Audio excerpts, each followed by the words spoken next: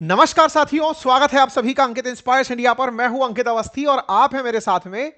अंतरराष्ट्रीय संबंधों में हाल ही में बांग्लादेश को लेकर के जो तमाम प्रकार की हलचलें चल रही हैं उसमें जुड़े एक नए अध्याय की चर्चा करने के लिए। अध्याय क्या है?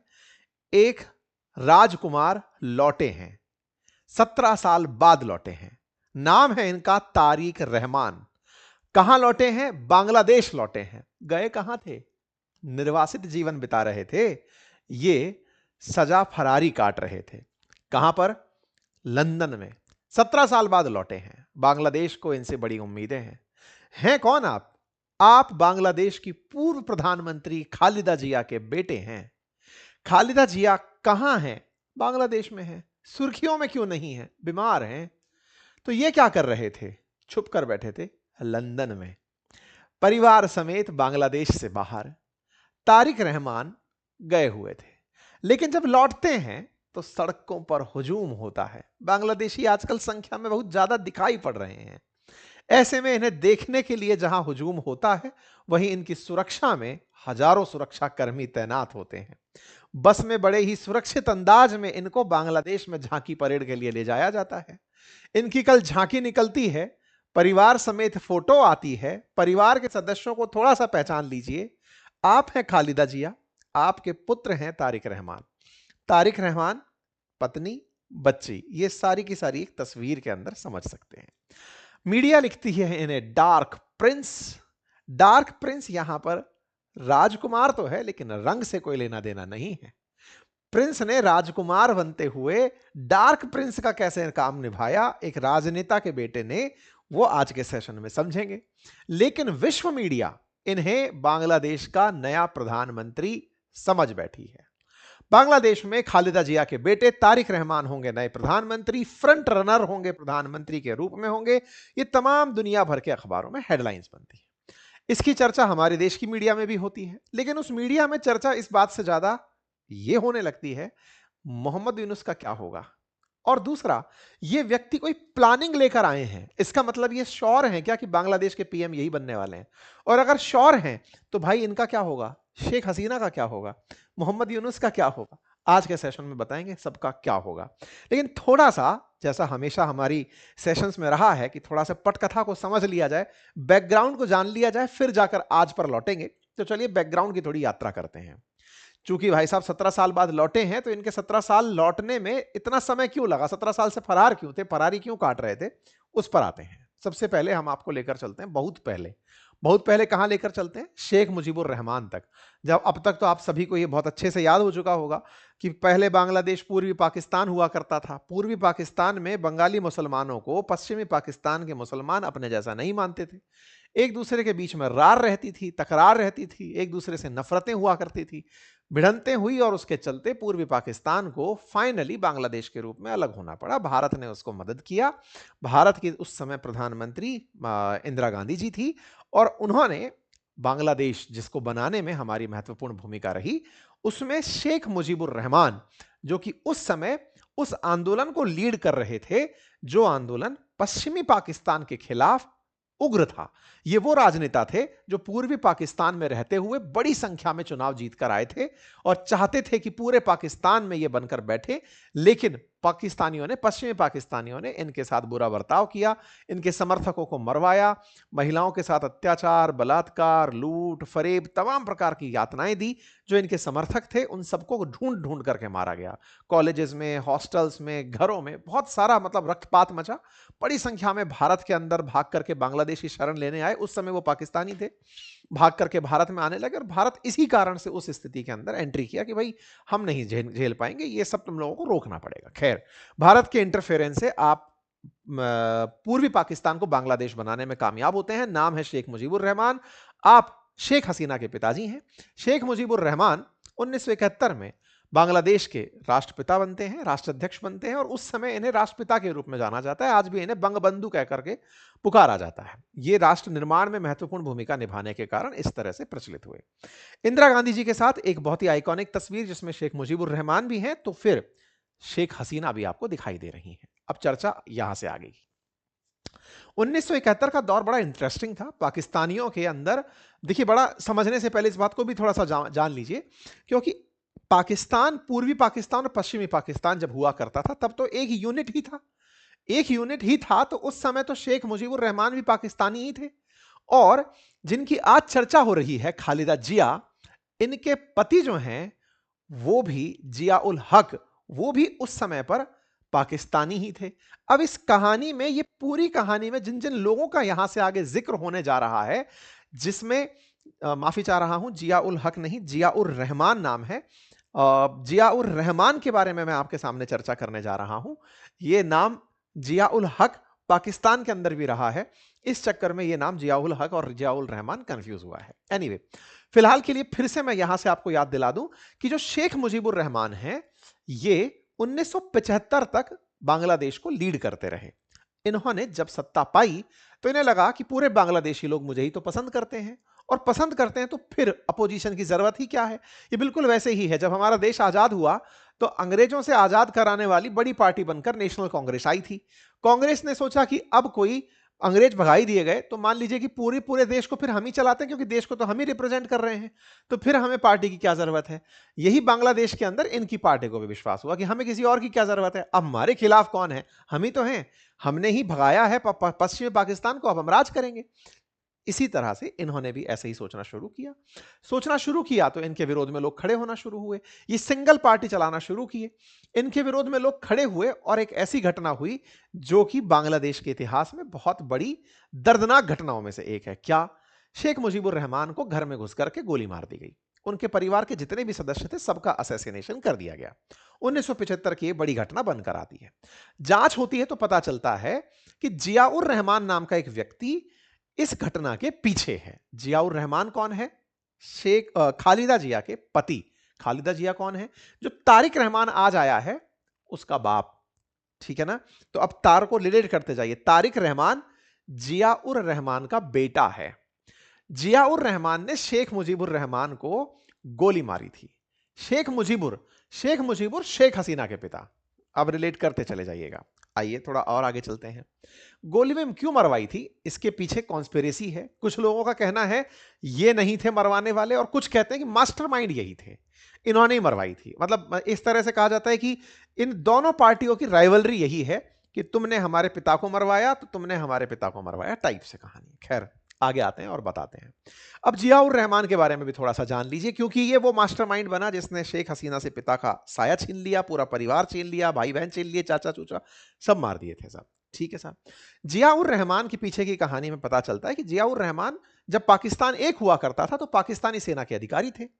पाकिस्तान के अंदर कराची में पैदा हुए थे, पले थे, बड़े थे, प्रॉपर ट्रेनिंग ली थी, पाकिस्तान की आईएसआई में रहे थे। 1965 में जब भारत पाकिस्तान का युद्ध हुआ था तो पाकिस्तान की तरफ से भारत के खिलाफ युद्ध भी लड़े थे। लेकिन पूर्वी पाकिस्तानी होने के नाते इन्हें पश्चिमी पाकिस्तान में वो इज्जत प्राप्त नहीं थी, क्योंकि बंगाली थे, इज्जत प्राप्त नहीं थी। और 1971 में जब पश्चिमी पाकिस्तान की सेना ने पूर्वी पाकिस्तान पर यातनाएं डालना शुरू किया, उस समय ये पश्चिमी पाकिस्तान के खिलाफ जाकर खड़े हो गए, खिलाफ जाकर खड़े हुए और कहा कि मैं बांग्लादेश को या फिर पूर्वी पाकिस्तान को स्वतंत्र देश के रूप में देखना चाहता हूं। यानी कि एक पक्ष जो शेख मुजीबुर रहमान को नायक मानता है, जो यह कहता है कि उनके आंदोलन में जो चुनाव जीतकर पार्टी आई थी वो ही बांग्लादेश बनाई, वहीं दूसरी तरफ जियाउर रहमान के मानने वाले ये वो लोग हैं जो ये कहते हैं कि इन्होंने कहा था कि मैं मेजर जिया बोल रहा हूं, बांग्लादेश मुक्ति सेना का provisional commander in chief, Bangladesh की आजादी की घोषणा करता हूं। जियाउर रहमान ने 26 मार्च 1971 को यह भाषण दिया था। अब आपके दिमाग में एक प्रश्न बनेगा, शेख मुजीबुर रहमान भी तो थे उस समय पर। बिल्कुल थे। शेख मुजीबुर रहमान राजनेता थे और ये सेना के अधिकारी थे। सेना के अधिकारी जो बांग्लादेश के अंदर बांग्लादेश की मुक्ति सेना के खुद को कमांडर इन चीफ के तरीके से प्रेजेंट किए थे, क्योंकि इन्होंने पाकिस्तान को भगाने का काम किया था पूर्वी पाकिस्तान से। बोले तुम लोग बाहर निकलो, तुमको हम बांग्लादेश में घुसने नहीं देंगे। यानी कि ये वो व्यक्ति थे जिन्हें सेना का चेहरा मान सकते हैं और मुजीबुर रहमान को राजनीति का चेहरा मान सकते हैं। ठीक है।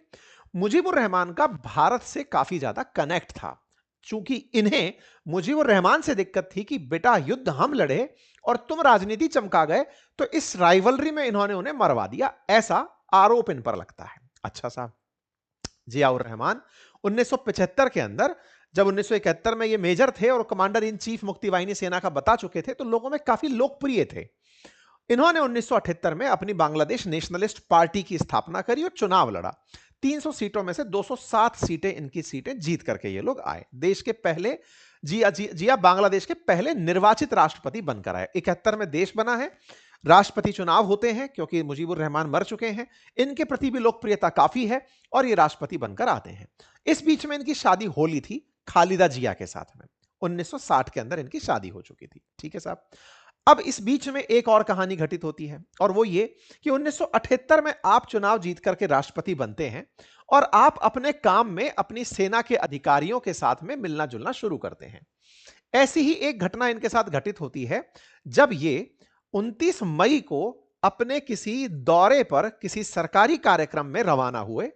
29 मई को ये चटगांव सर्किट हाउस में बैठक लेकर सोए, लेकिन जिस समय सोए इनके ही एक सैनिक ने या फिर कहिए कि एक सेना के अधिकारी ने, जो इनसे खफा था इस बात पर कि आपने मेरी मनोवांछित जगह पर पोस्टिंग नहीं दी, उसने घुसकर इन्हें गोली मार दी। कुल मिलाकर के खालिदा जिया के पति जिया उर रहमान, जो कि देश के राष्ट्रपति थे, उन्हें उन्हीं उसी अंदाज में जिस अंदाज में मुजीबुर रहमान मारे गए थे, उसी अंदाज में इन्हें भी मार दिया गया। कहते हैं कि मुजीबुर रहमान और ये दोनों जिया उर रहमान दोनों एक दूसरे से मतभेद रखते थे इस बात को लेकर के कि भारत का पक्ष ज्यादा कौन लेगा। जिया उर रहमान उस समय भारत के समर्थन में नहीं थे। शेख मुजीबुर रहमान थे, तो शेख मुजीबुर रहमान को भारत से बड़ा सपोर्ट भी मिलता था। अब आपको पूरी तरह से दोनों की राइवलरी समझ में आ गई। आजादी को लेकर के बांग्लादेश में दोनों के चाहने वाले हैं। मुजीबुर रहमान के चाहने वाले कहते हैं कि उन्होंने राजनेता के रूप में जिताया था। जिया उर रहमान को चाहने वाले कहते हैं कि साहब ये सेना के अधिकारी थे जिन्होंने राष्ट्रपति बने थे और ये वो लोग थे जिन्होंने युद्ध के अंदर मुक्ति वाहिनी का नेतृत्व किया था। दोनों राष्ट्रभक्त और दोनों ही बांग्लादेश को चाहने वाले लोग। ये वो तस्वीर है जिसमें आप खालिदा जिया को साथ में देख सकते हैं। ये भी निकल लिए साहब। इसके बाद जो इनकी बनी हुई पार्टी थी बीएनपी यानी बांग्लादेश नेशनलिस्ट पार्टी, उसके अंदर 1984 में खालिदा जिया बनकर आती हैं, प्रेसिडेंट बनकर आती है, पार्टी की प्रेसिडेंट बनकर आती हैं और मूवमेंट शुरू करती है डेमोक्रेसी का। अब ये मूवमेंट डेमोक्रेसी की क्या कहानी है? देखो, उधर की तरफ 1975 के अंदर शेख हसीना अपने पिताजी को खो चुकी हैं।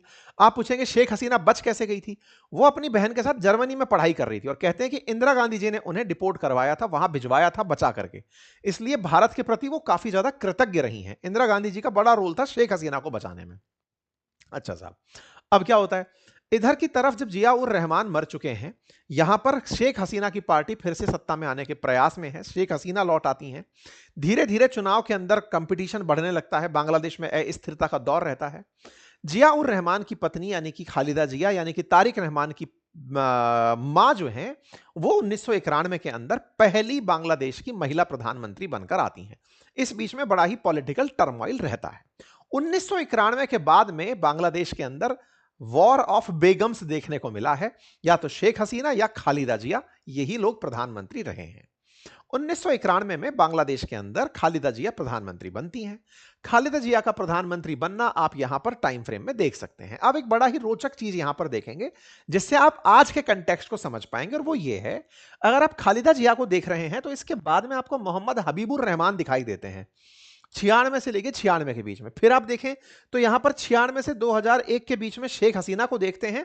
फिर कोई एक व्यक्ति आ जाता है लतीफुर रहमान, जिसको आप 2001 से 2001 के बीच में देखते हैं। ये क्या है साथियों? बांग्लादेश ने चुनाव की एक व्यवस्था अपनाई थी और वो व्यवस्था ये थी कि एक पार्टी चुनाव से जब हटेगी या फिर चुनाव में दोबारा उतरेगी तो पहले वो अपने सभी पदों से इस्तीफा दे देगी और उस देश में एक अंतरिम सरकार काम करेगी। अंतरिम सरकार का मतलब क्या है? चीफ एडवाइजर की सरकार बनेगी। मतलब अगर मान लीजिए खालिदा जिया प्रधानमंत्री बनी हुई हैं, तो अगर उन्हें इलेक्शन में जाना है तो इलेक्शन में जाने से पहले वो अपने पद से इस्तीफा देंगी और बांग्लादेश में न्यूट्रल सर्विस आएगी। जैसे आज आप देखते हैं मोहम्मद यूनुस को, तो ये असल मायने में न्यूट्रल व्यक्ति है जिसका काम ही ये है कि बांग्लादेश में चुनाव करवाए। खालिदा जिया को चुनाव में लड़वाए, जिस भी पार्टी को चुनाव लड़ना है उसको लड़वाए, और यूनुस जो केयर टेकर आदमी है उसका काम है जल्दी से जल्दी चुनाव आयोजित करवाए। जैसे मार्च से लेकर जून के बीच में 3 महीने में चुनाव करवा लिए, यहां पर जुलाई से अक्टूबर के बीच में फिर वही 2-3 महीने के अंदर चुनाव करवा लिए। लेकिन ये तो 1.5 साल से सीट पे बैठा हुआ है। इंतजार इससे यही किया जा रहा था कि चुनाव जल्दी करवाएगा। यानी कि बांग्लादेश के अंदर ये चीफ एडवाइजर पुरानी परिपाटी है। लेकिन यहां पर ध्यान देने की बात क्या है? 1991 से 96 के बीच में जब ये प्रधानमंत्री रही, इन्होंने अंतरिम सरकार बनाने से इनकार कर दिया था। किसने? खालिदा जिया ने। और चुनाव में बिना अंतरिम सरकार बनाए ही फिर से उतर गई। यह प्रोविजन तय हो रखा है बांग्लादेश में कि आपको अंतरिम सरकार के बिना उतरना मना है। इस कारण से शेख हसीना के समर्थकों ने उस समय पर बहुत बड़ा विद्रोह कर दिया।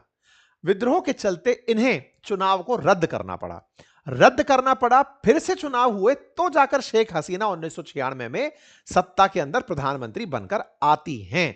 यानी 91 में जो चीज दोहराई गई थी वो हाल ही में 2024 में शेख हसीना ने फिर से दोहराई, जब उन्होंने बिना अंतरिम सरकार बनाए चुनाव करवा दिए थे और चुनाव होने पर शेख हसीना के खिलाफ खालिदा जिया ने चुनाव से बायकॉट किया था। खालिदा जिया जो 1996 में की थी वो 2024 में शेख हसीना ने यही कहते हुए किया, तुमने भी तो तब नहीं किया था। ध्यान रखने की बात यह है कि उस समय पर शेख हसीना की पार्टी ने चुनाव बायकॉट किए थे और इस बार खालिदा जिया की पार्टी जो बीएनपी है इसने चुनाव बायकॉट किए थे। ठीक है, आगे आइए अभी और कहानी को और डिटेल में डिकोड करते हैं ताकि आज के कंटेक्स्ट में आप चीजों को लेकर चलें। ठीक है, शेख हसीना फिर प्रधानमंत्री बनती हैं साहब, 5 साल प्रधानमंत्री रहती हैं, 5 साल 22 दिन, फिर से अंतरिम प्रधानमंत्री आते हैं, फिर से खालिदा जिया चलकर आ जाती हैं। खालिदा जिया रहती हैं 2006 तक। 2006 तक खालिदा जिया प्रधानमंत्री रहती हैं। 2006 में मतलब एक तरह से समझिए जिस समय ये सत्ता में है उस समय पर आवामी लीग इनके खिलाफ प्रदर्शन कर रही है, ऑब्वियस सी बात है, अपोजिशन पार्टी है। उस बीच में इन किरदार का पदार्पण हो जाता है। इनका जन्म 1965 में हो रखा है, नाम तारिक रहमान है, खालिदा जिया के बेटे हैं, जियाउर रहमान के बेटे हैं। ठीक है, ये बांग्लादेश की मतलब बांग्लादेश में अपनी मां की सरकार चलाने वाले लोगों में से निकलकर आते हैं। कहते हैं कि 2004 में, देखना ध्यान से, ये 6 तक सरकार में थे और उस समय अपोजिशन में शेख हसीना थी। शेख हसीना की पार्टी है आवामी लीग, वो चुनाव का मतलब एक तरह से सरकार का विरोध कर रही थी कहीं खड़े होकर के। मतलब आवामी लीग के कार्यकर्ता इकट्ठे हो रखे थे और प्रोटेस्ट कर रहे थे। प्रोटेस्टर्स पर इन्होंने ग्रेनेड फिकवा दिए जिसमें 100 से ज्यादा लोगों की घायल होने की सूचना आई और कम से कम 24 लोगों की मौत हुई। इसके पीछे जो व्यक्ति था ना वो यही था जिसका नाम तारिक रहमान था। तारिक रहमान के द्वारा किए गए इस कृत्य से बांग्लादेश की जनता त्रस्त हो गई। शेख हसीना जब सरकार में आती हैं इन्हें गिरफ्तार करवाया जाता है।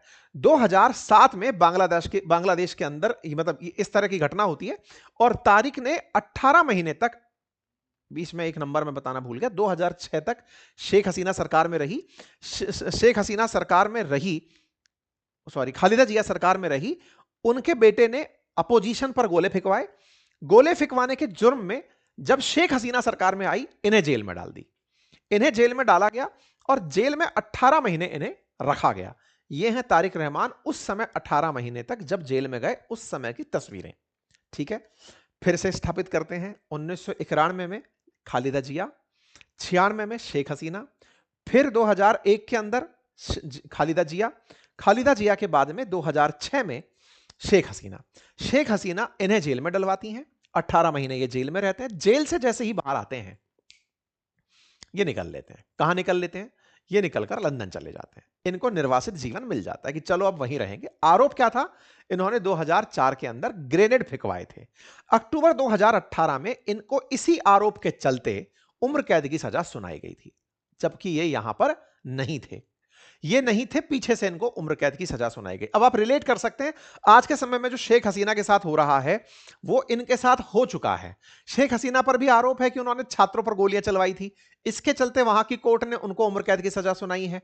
तारिक उर रहमान के ऊपर भी आरोप यही था कि इन्होंने ग्रेनेड फिकवाए थे अपोजिशन पर, इसके चलते उम्र कैद की सजा मिली थी। ये निर्वासित जीवन बिता रहे थे। खालिदा जिया, शेख हसीना ने निर्वासित जीवन भारत में चुना और ये भाई साहब लंदन में चुने थे। ठीक है साहब, यहां तक सारी बातें हो गई। 24 मई 2023 को बांग्लादेश का एक अखबार है ढाका ट्रिब्यून, उसने इन्हें डार्क प्रिंस की संज्ञा दी थी। इसके चलते डार्क प्रिंस नाम न्यूज़पेपर में आता है क्योंकि इनके कई पुराने रिश्वतखोरी और आर्थिक धोखाधड़ी के जुड़े हुए मामलों की एक सीरीज निकाल दी गई थी। उस समय तक ध्यान रखने की बात यह है कि 2023 में भी शेख हसीना ही सरकार में थी। उस समय ये दोबारा सत्ता में आकर दावेदारी ना कर दें, इसलिए इनके खिलाफ एक अखबार के अंदर प्रॉपर तरीके से डार्क प्रिंस नाम से सीरीज निकाल दी गई थी। तो फिलहाल आप डार्क प्रिंस तक पहुंच चुके हैं। तो मेरे हिसाब से किरदार स्थापित हो चुके हैं। अब किरदारों से आगे बढ़ते हैं। ये है डार्क प्रिंस इतने समय बाद वापस बांग्लादेश लौट रहे हैं। ये कल की तस्वीरें हैं, लौट चुके हैं, सभा संबोधित कर चुके हैं, हवाई जहाज से तस्वीर साझा करते हैं, कहते हैं कि इतने दिनों बाद 6300 दिन बाद मैं अपने देश वापस लौट रहा हूं। देश लौटते हैं, तस्वीरें जारी होती हैं। आते ही अपनी मां से मिलते हैं। खालिदा जिया जो कि इस समय लंग इन्फेक्शन से पीड़ित हैं, इस समय वो सत्ता के अंदर काफी ज्यादा मूवमेंट इसलिए नहीं ला पाई, जब शेख हसीना वहां से निकल ली उसके बावजूद भी 18 महीने तक लगभग इन्होंने शांति इसलिए बरती क्योंकि तबीयत ठीक नहीं है और बेटा जी आ नहीं रहे हैं। छात्र मूवमेंट चल रहा है तो ये मूवमेंट के शांत होने के इंतजार में है कि एक बार चीजें शांत हो जाएं, उसके बाद जब चुनाव की घोषणा हो जाएगी तब मैं आऊंगा। इतने दिन तक बांग्लादेश के कंगाली में आकर मैं क्या करूं। ये लंदन में बढ़िया एंजॉय कर रहे थे, लौट कर आते हैं, माताजी से मिलते हैं, मुलाकात होती है और इनके समर्थक इन्हें लेकर निकल पड़ते हैं। समर्थकों के साथ में रैली होती है, अत्यधिक सुरक्षा में कि कहीं इन्हें कोई गोली ना मार दे, इसलिए सब तरफ फोर्सेस तैनात हैं। बुलेट प्रूफ बस में इनको रवाना किया जाता है। आप फोर्सेस को देखकर अंदाजा लगा सकते हैं कि इन्हें कितनी सुरक्षा में ले जाया गया। इन्हें उस्मान हादी का मरना याद था, इन्हें इस तरीके से इतनी सुरक्षा में ले जाया गया। मोहम्मद यूनुस भी नहीं चाहते थे कि गलती से इनको कुछ हो गया तो इनके जो समर्थक हैं वो कहीं ना कहीं मोहम्मद यूनुस को पकड़ के ना पीटने लगे। खैर चलिए साहब आगे बढ़ते हैं। बड़ी मात्रा में इनकी जनसभा में लोग आते हैं, लाखों लोगों की संख्या बताई जाती है और ये तस्वीर निकलकर बाहर आती है जिस समय पर ये जनता को संबोधित करते हुए दिखाई देते हैं। तारिक रहमान के ट्वीट आते हैं, कहते हैं कि साहब मेरे लिए ये हिस्ट्री बनने जैसा है, इतने साल बाद मैं आया हूं और मेरे पास एक प्लान है। बांग्लादेश के लिए प्लान है, ये बात बोलने वाले तारिक रहमान असल मायने में खुद को पीएम कैंडिडेट डिक्लेयर कर दिए कि साहब सुनो मेरे पास प्लान है का मतलब यही है कि मैं आकर के ऐसा करूंगा। अब बड़े सवाल है कि जब ये सत्ता को यहां पर लोगों को संबोधित कर रहे थे किसके बारे में क्या बोला। इंटरेस्टिंग रहा कि इन्होंने शेख हसीना पर कोई बयान नहीं दिया। इंटरेस्टिंग रहा कि इन्होंने भारत विरोधी कोई बयान नहीं दिया। इन्होंने जो बयान दिए वो छात्र आंदोलन पर जुड़े थे, उस्मान हदी पर जुड़े थे और देश की प्रोग्रेस को लेकर के जो इनका विजन है, साथ में 1971 या 90 या 96 में जो भी हुआ उन सभी बातों को लेकर के इन्होंने चर्चाएं करी। इससे लोगों ने दो तरह के मत निकाले कि ये अपने आप को बांग्लादेश का एक विजनरी व्यक्ति दिखाना चाहते हैं, ये औरों की तरह अपने आप को प्रेजेंट नहीं करना चाहते। ये नहीं चाहते कि इन्हें ऐसा देख लिया जाए जैसे इस समय जमात के लोग या फिर वो जो यूथ लीडर्स निकल कर आए हैं उनकी तरह इन्हें इमेच्योर ट्रीट किया जाए। इन्हें ट्रीट किया जाए कि साहब ये सत्ता चला चुके हैं, प्रिंस हैं, सत्ता जानते हैं चलाना और इनके विजन आगे तक के हैं। ठीक है साहब, इनकी बात बाहर निकल कर आती है और ये अपनी तरफ से आई हैव ए प्लान करके बयान दे देते हैं। मेरे पास में पूरा प्लान है कि देश को कैसे चलाना है। पूरी तरह से चुप्पी मारी शेख हसीना के निर्वासन पर, हिंदुओं की हत्याओं के मामले पर पूरी तरह चुप्पी कि नहीं ऐसा कुछ नहीं बोलना है। इस तरह से साहब तारिक रहमान ने अपनी जानकारी दी और हां अपनी तरफ से डीप कंडोलेंसेस ये दे चुके थे उस्मान हदी को पहले ही। बाद में फिर शुरू करते हैं उन छात्र नेताओं से मुलाकात करने की यात्रा जो कि शेख हसीना के द्वारा गोली मारने पर घायल हुए थे। उनकी कब्र पर जाना, पिताजी की कब्र पर जाना, सावर शहीद स्मारक जाना, ये तमाम चीजें इन्होंने अपने द्वारा की। कार्यकर्ताओं से मिलना जुलना सब रहा। आए क्यों हैं अब ये जान लेते हैं। जैसा कि आप सभी जानते हैं फरवरी के दूसरे हफ्ते में बांग्लादेश के अंदर इलेक्शन हो रहे हैं। इलेक्शन है प्रधानमंत्री के लिए ही समझिए। अब प्रधानमंत्री के जब चुनाव होने जा रहे हैं तो ऐसे में कौन दावेदारी करे कि मैं प्रधानमंत्री बनूं। मुसीबत क्या है कि इस समय मोहम्मद यूनुस अपने आप को प्रधानमंत्री की फील दिला चुके हैं। जैसा मैंने आपको पहले भी बताया कि यहां कार्यकारी प्रधानमंत्री बनते आए हैं, एडवाइजर्स होते आए हैं, लेकिन एडवाइजर्स 2 से 3 महीने के हुआ करते थे। ये भाई साहब 1.5 साल खींच गए और इनके मन में नहीं है उतरने की। अब ये चाहते हैं कि इन्हें कोई ऐसा पद मिल जाए या फिर जो और छोटी मोटी पार्टियां हैं वो इन्हें कुछ स्वीकार कर लें। तो मोहम्मद यूनुस ने शेख हसीना की पार्टी आवामी लीग का तो सस्पेंशन ही कर दिया कि तुम तो चुनाव ही नहीं लड़ सकते। और बीएनपी की जो खालिदा जिया है वो बीमार पड़ी हैं। तारिक रहमान अब जाकर के दिसंबर खत्म हो रहा है, 1 महीने का समय है, फरवरी के अंदर इलेक्शन है, 1 महीने पहले लैंड होते हैं। 1 महीने पहले लैंड होते हैं तो मोहम्मद यूनुस ने ऐसी स्थिति बनाकर रखी। उस्मान हदी की मौत पर भी उसके परिवारजन एक ही आरोप लगा रहे हैं कि यह मोहम्मद यूनुस ने मरवाया है, क्योंकि वो चाहता ही नहीं है कि इलेक्शन हो, क्योंकि उसकी तो बढ़िया चल रही है। इलेक्शन हो गई तो सब कुछ उसके हाथ से छिन जाएगा। बस यहीं पर ही सारी समीकरणें बनी पड़ी हैं। खैर, खालिदा जिया की तबीयत काफी नासाज है। खालिदा जिया जनता को संबोधित कर नहीं पा रही थी। तारिक रहमान से इंतजार काफी हो रहा था। तबीयत क्रिटिकल थी। एक बार इनकी जानकारी बाहर निकल कर आई तो हमारे प्रधानमंत्री ने भी आज से महीने भर पहले इनकी तबीयत की ठीक होने के लिए शुभकामनाएं दी थी कि भाई सही हो जाओ जल्दी से, गेट वेल सून टाइप से। तो इनकी पार्टी ने उसे रिकमेंड भी वो भी किया था, एक्नॉलेज भी किया था कि थैंक यू सर, बढ़िया हो गया हमारा। आइए, तो बीएनपी जो है वो अब यहां पर चुनाव में आ रही है। अब मुसीबत क्या है? मुसीबत यह है, अब यहां पर पार्टी समझिएगा। देखिए ये जो आपका मोहम्मद यूनुस है ना, इसके द्वारा पाले गए 2 चुनावी दल, एक का नाम है जमात और एक का नाम है नेशनलिस्ट पार्टी, जो बनी है अभी इन नए नौजवान लोगों के द्वारा जो बनाई गई है। Youth party.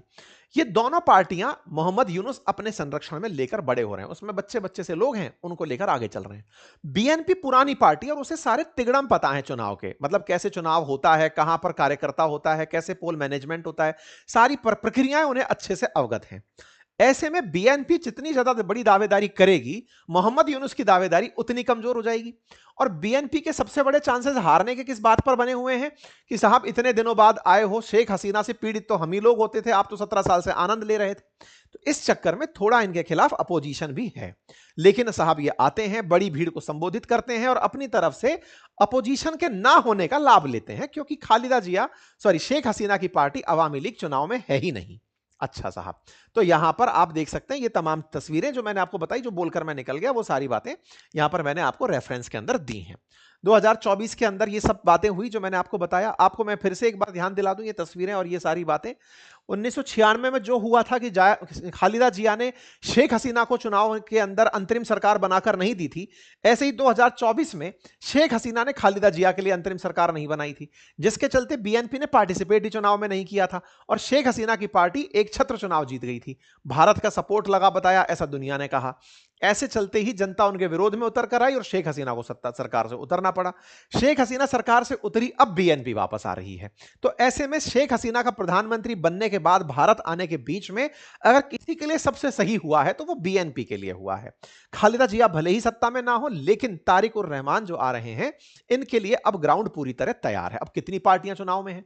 3 पार्टी फिलहाल के लिए। जमात ए इस्लामी, जो कि शेख हसीना ने बैन कर रखी थी, कट्टरवादी पार्टी, यही वो एंटी हिंदू सारे काम करती है, एंटी इंडिया कैंपेन यही चलाती है, पाकिस्तान प्रेमी पार्टी है ये। इसके ऊपर से मोहम्मद यूनुस ने बैन हटा दिया। तो एक तो ये पार्टी। दूसरा, ये जो नेशनल सिटीजन पार्टी है, जो ये यूथ लीडर्स ने बनाई है, जो छात्र आंदोलन के लीडर्स थे, यूनिवर्सिटी के छात्र, उनकी पार्टी।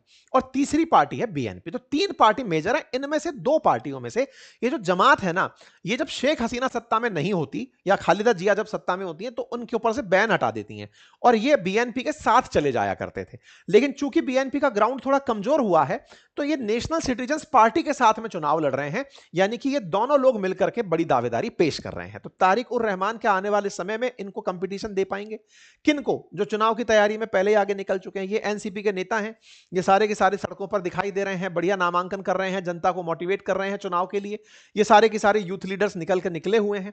उधर की तरफ जमात भी पूरी तैयारी में निकली हुई है कि चलो चुनाव लड़ेंगे। तो तारिक उर रहमान के लिए बांग्लादेश में चुनाव लड़ना ऐसे समय पर, जब यूथ ने अपनी तरफ से मोर्चा पकड़ा हुआ है और मोहम्मद यूनुस का सपोर्ट उनके साथ है, थोड़ा मुश्किल जरूर हो सकता है। लेकिन मोहम्मद यूनुस को चुनाव को फ्री एंड फेयर दिखाने के लिए इन्हें अब लेवल प्लेइंग फील्ड देना पड़ेगा। जब अवामी लीग सत्ता में नहीं है तो बीएनपी को लड़ने के लिए पूरा मौका देना पड़ेगा। अब सवाल यह है कि ठीक है, चुनाव में जो भी होगा देखा जाएगा, लेकिन साहब ये व्यक्ति अगर चुनाव जीतकर आता है तो भारत पर क्या असर पड़ेगा? तो देखो साहब, भारत के बारे में मैं पहले ही बता दूं, शेख हसीना का भारत ने जो समर्थन किया 2024 के इलेक्शन में, जब बिना अंतरिम सरकार के, बिना बीएनपी के शेख हसीना चुनाव करा गई और बहुमत से जीत गई, उस समय पर बीएनपी ने भारत के विरोध में प्रोटेस्ट किया था। इतना प्रोटेस्ट कि भारत की साड़ियां जलाओ, बायकॉट करो इंडियन प्रोडक्ट्स को। और पुराने तरीके से अगर देखा जाए तो खालिदा जिया चाइना प्रेमी ज्यादा रही हैं। हालांकि पाकिस्तान प्रेम इनके बीच में नहीं है, ये ना दिल्ली ना पिंडी, ओनली बांग्लादेश, उस फील्ड में ज्यादा मानने वाली है। तो ये पाकिस्तान के प्रति इतना प्रेम ना दिखाकर चाइना के प्रति प्रेम और झुकाव दिखाती रही हैं। इसलिए खालिदा जिया से भारत को कोई टेंशन नहीं रही कभी कि भारत के खिलाफ बांग्लादेश में कोई मोमेंट चल रहा है, ऐसा नहीं हुआ। लेकिन अगर मोहम्मद यूनुस आते हैं तो मोहम्मद यूनुस जमात और एनसीपी के छात्रों के साथ मिलकर के पाकिस्तान से गठजोड़ कर लेंगे, तो एक तीसरा समीकरण बन जाएगा। ठीक है, तो इस समय बांग्लादेश में बड़ी स्थिति गंभीर हो रखी है। बीएनपी चाइना से ज्यादा फेवर पसंद करती है, पाकिस्तान से नहीं। और यही कारण है कि बीएनपी मोहम्मद यूनुस के खिलाफ है। बीएनपी प्रधानमंत्री मोदी को हाल ही में थैंक यू बोली थी, जब भारत ने इनकी मतलब तबीयत सही होने के लिए मैसेज किया था। शेख हसीना के खिलाफ ये रही है क्योंकि पॉलिटिकल राइवलरी है, लेकिन ये मोहम्मद यूनुस के खिलाफ है, ये बात आपको समझ में आनी चाहिए। चीफ एडवाइजर जो इस समय लोगों को वोट देने के लिए मोटिवेट कर रहे हैं, उन वोट देने के लिए मोटिवेट करने में लगे मोहम्मद यूनुस को तारिक पसंद नहीं करते। तारिक रहमान उनकी विदेश नीति की तीखी आलोचना करते हैं और एक ही लाइन बोलते हैं, ना दिल्ली ना पिंडी, बांग्लादेश सबसे पहले। यही उनका सबसे बड़ा मोटिवेशन है। इसका मतलब मोहम्मद यूनुस को क्रिटिसाइज करने के चलते इन्हें इनका फेवर वाला आदमी नहीं माना जा सकता। इसीलिए हमने आज के टाइटल में यह कहा है कि इनका नुकसान हो रहा है, ठीक है ना। इनका नुकसान और हमारे लिए इनका नुकसान, मतलब पाकिस्तान से जो इन्होंने प्रेम बढ़ाया है उसके साथ में भारत को भी टसल है। तारिक रहमान आते हैं तो भारत ने पहले भी खालिदा जिया की सत्ता देखी है तो वो फिर से देख सकता है, लेकिन ये यदि आते हैं तो एक्सट्रीमिज्म पनपेगा बांग्लादेश के अंदर, काफी ज्यादा पाकिस्तान प्रेम पनपेगा, कट्टरवाद पनपेगा, भारत के लिए दिक्कतें खड़ी होंगी। लेकिन अगर तारिक रहमान आते हैं, भले ही वो खालिदा जिया शेख हसीना के खिलाफ हो, लेकिन ये इनके मोहम्मद यूनुस के भी खिलाफ हैं, ऐसे में भारत के लिए एक लेवल प्लेइंग पार्टनर पड़ोस में रहेगा, यानी कि ऐसा देश पास में रहेगा जिसके साथ वैचारिक मतभेद हो सकता है लेकिन द्वेष नहीं होगा। इस बात के चलते फिलहाल के लिए इनका यहां पर जीतना और इनका यहां सरवाइव करना महत्वपूर्ण हो रहा है। ठीक है साहब, उम्मीद है कि मैंने थोड़े से सेशन में बहुत सारी बातें एक साथ समेटने का जो प्रयास किया वो आप तक पहुंच गया हो। जानकारी पसंद आई हो तो आप इसे अवश्य साझा करें। देखिए, इतनी मेहनत करके जो आप तक कहानियां लेकर आते हैं ना, आपसे एक छोटी सी चीज चाहते हैं और वो है कि आप जाते जाते वीडियो को सब्सक्राइब कर जाएं, चैनल को सब्सक्राइब कर जाएं। फायदा ये होता है कि हमारा मोटिवेशन बढ़ जाता है। आपके लिए जो मेहनत हम करते हैं, तथ्यों को कलेक्ट करके, धागे जोड़ करके इधर से उधर जो लेकर आते हैं, उसमें लगता है कि आप उसको पहचान दे रहे हैं, आप उसे एक्नॉलेज कर रहे हैं। तो बस इतना सा प्रयास कर दीजिए, और जिन्होंने ऑलरेडी सब्सक्राइब कर रखा है वो वीडियो को लाइक करें, औरों से सब्सक्राइब करवाएं। ठीक है, मैंने जैसा प्रॉमिस किया था कि मैं क्रिप्टो की सीरीज लेकर आ रहा हूं, तो उसकी मास्टर क्लास आज शुरू हो चुकी है। पहला लेक्चर कल जा चुका है, आप में से बहुत सारे लोगों ने उसकी सराहना की है। बातें बाजार की एप्लीकेशन पर, बातें बाजार की यूट्यूब चैनल पर बिल्कुल फ्री ऑफ कॉस्ट है। सेकंड लेक्चर बस इसके तुरंत पीछे पीछे आप देख लीजिए, इसके पीछे ही, यानी इस वीडियो के साथ ही आपको कमेंट बॉक्स में लगा हुआ दिख जाएगा, आप उसे जाकर देखिए। हम उसको आई लिंक पर भी कनेक्ट कर देते हैं, आप वहां से भी वीडियो के साइड में से जाकर उसे कनेक्ट कर सकते हैं। ठीक है, आज हमने क्रिप्टो में spot versus derivative trading discuss की है, प्लेटफॉर्म का यूज करना सिखाया है, आप जाकर देखें। और हाँ, बातें बाजार की और अपनी पाठशाला पर सभी कोर्सेज पर फ्लैट 50% ऑफ चल रहा है। Mutual fund, stock market, trading, अपनी पाठशाला के अंदर आरएएस, पीपीएससी, तमाम कोर्सेज पर 50% ऑफ है, आप जाकर के उसका लाभ सुनिश्चित कर सकते हैं। Thank you so much.